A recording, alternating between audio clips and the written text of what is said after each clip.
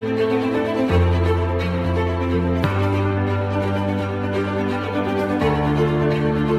village, dans chaque quartier du Gabon, naissent des enfants porteurs de rêves. Le premier souvenir que j'ai à l'esprit quand je pense à mon enfance, c'est celui de mon grand-père, Osiba Antcheleve-René, couramment appelé Damwele. C'est celui qui m'a façonné, c'est celui qui m'a élevé et qui m'a appris l'école de la vie, à devenir un homme et à dire que rien n'est impossible dans la vie. Quand on est fils de pauvre, tel que je l'étais, il me disait la réussite viendra de l'école. Très tôt, il comprend que le travail et la discipline ouvrent les portes de l'avenir. Il choisit la voie du service. La voie militaire, je l'ai choisie quand j'étais à l'université.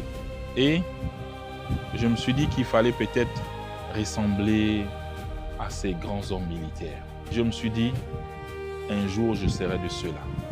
L'armée en forgeant en moi sur le plan humain, la discipline, le respect des ordres, la droiture, l'équité, la promptitude. C'est ce que l'armée m'a inculqué, à être droit dans la vie. Au fil des années, il apprend à servir son pays. Observer, écouter, comprendre. Ne rien voir, ne rien dire et ne rien entendre. Et une fois que vous avez cette devise en vous, vous allez réussir dans tous les palais du monde. Mon passage à Dakar m'a forgé. Avant, l'armée, on disait oui, il fallait tout faire. Il y a une décision qui est là, il faut l'exécuter, il faut appliquer. Mais à Dakar, j'ai vu au moins des officiers qui exécutent intelligemment, qui regardent. Et ça m'a forgé. J'ai vu des élections à Dakar où l'armée ne prenait pas position. Et c'est ce qui m'a inspiré quand je suis arrivé au Gabon.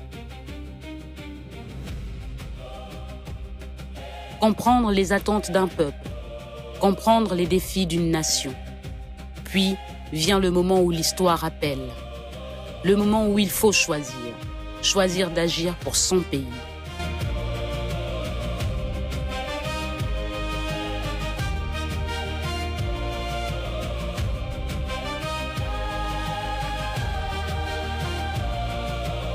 Depuis que je suis devenu président, beaucoup pensent que quelque chose a changé en moi, mais je n'ai pas changé. Certains me disent je bafoue le protocole, je ne respecte pas le protocole, mais parce que je suis comme ça, je suis naturel. J'aime aller vers les gens, j'aime dire bonjour. Les Gabonais même comme ça, je ne changerai pas.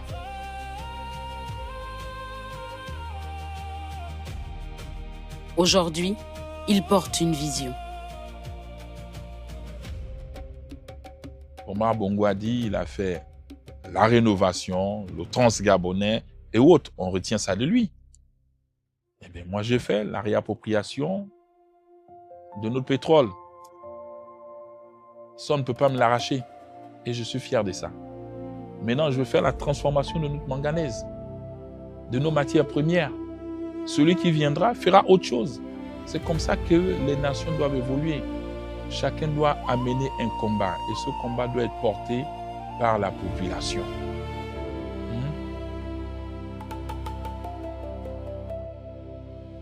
C'est déjà de dire merci à ce peuple qui a souffert pendant 14 ans et qui m'a fait confiance et qui croit en moi.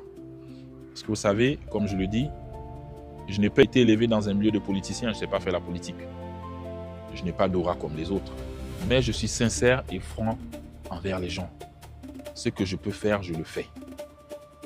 Et je pense que c'est cette détermination que le peuple a suivie en se disant, voilà, il y a quelqu'un qui veut faire des choses, il faut l'accompagner. Car aucun destin n'est écrit d'avance, l'histoire de Brice Clotaire Oligui Nguema est la preuve qu'un enfant gabonais, comme les autres, peut devenir le premier serviteur de la nation. Moi, Brice Clotaire Oligui Nguema, je demande à cette jeunesse gabonaise de ne pas se décourager. De la même manière que vous m'avez fait confiance depuis le 30 août 2023 et que vous m'avez élu à la tête de l'État, je vous demande d'être fort. Parce que les combats, je ne peux pas les gagner seul si je n'ai pas la jeunesse avec moi. Et j'ai besoin de vous pour aller plus loin, pour gagner les combats à venir. Les combats à venir, c'est la transformation, la réappropriation de notre économie que nous avons déjà mis en marche. Et à cette jeunesse, je dis ceci. Vous savez que quand on porte ce fardeau, quand on porte ces combats, soyez-en sûrs que d'autres aussi nous combattent. Et moi, je vous demande de vous battre.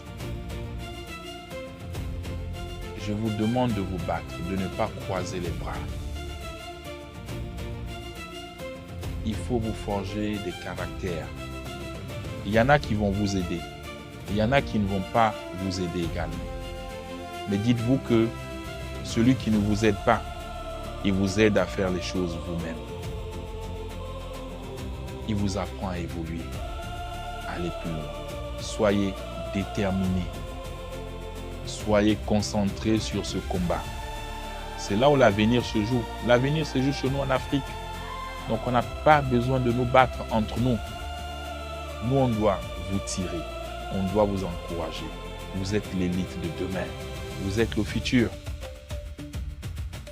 Oligui, c'est un mandat, peut-être 2 mandats, et après ce serait vos tours, vous allez venir.